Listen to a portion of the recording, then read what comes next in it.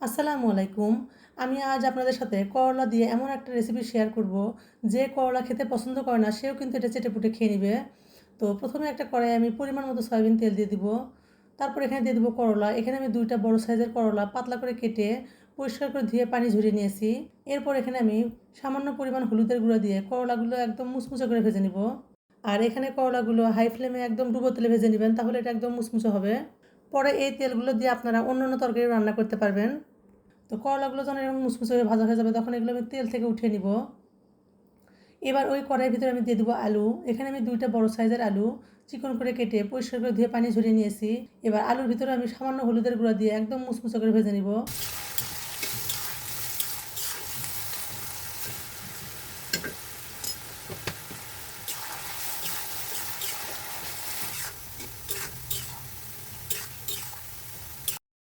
এবার আলুগুলো যখন এরকম মুচমুচে হয়ে আসবে, তখন আলুগুলো আমি তেল থেকে উঠিয়ে নিব।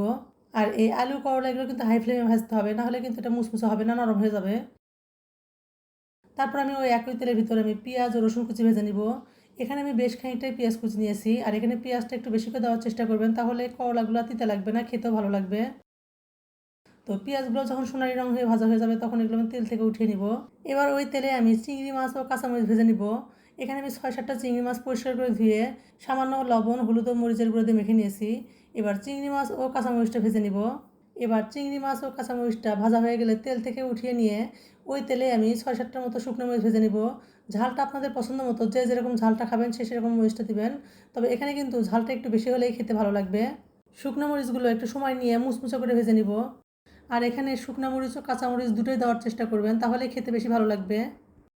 এবার একটা বাটিতে আমি শুকনো মরিচ ও কাঁচামরিচ স্বাদ মতো লবণ দিয়ে হাত দিয়ে ভালোভাবে ডলে নিব। এরপর আমি এখানে দিয়ে দিব আগে থেকে ভেজে রাখা চিংড়ি মাছ। চিংড়ি মাছগুলো হাত দিয়ে ভেঙে আধা ভাঙা করে নিব, একদম মিহি করব না। আধা ভাঙা করে নিলে খাওয়ার সময় যখন এই চিংড়ি মাছটা দাঁতের নিচে পড়বে, তখন কিন্তু খেতে অনেক ভালো লাগবে। এরপর দিয়ে দিব সরিষার তেল। সরিষার তেল দিয়ে আবারও ভালোভাবে মেখে নিব।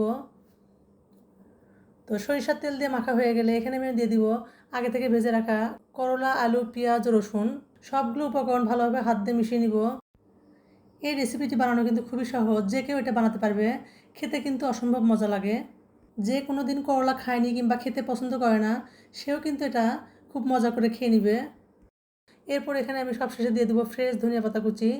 ধনিয়া পাতা কুচিটা দিয়ে আবারও নেড়েচেড়ে মিশিয়ে নিব। তো দেখে হয়তো বুঝতেছেন কতটা লোভনীয় হয়েছে। আর এটা গরম ভাতের সাথে খেতে কিন্তু অসম্ভব মজা লাগে। তো আজকের রেসিপিটি কেমন লাগলো অবশ্যই কমেন্ট করে জানাবেন। ভালো লাগলে লাইক, কমেন্ট, শেয়ার করে পাশে থাকবেন। আল্লাহ হাফেজ।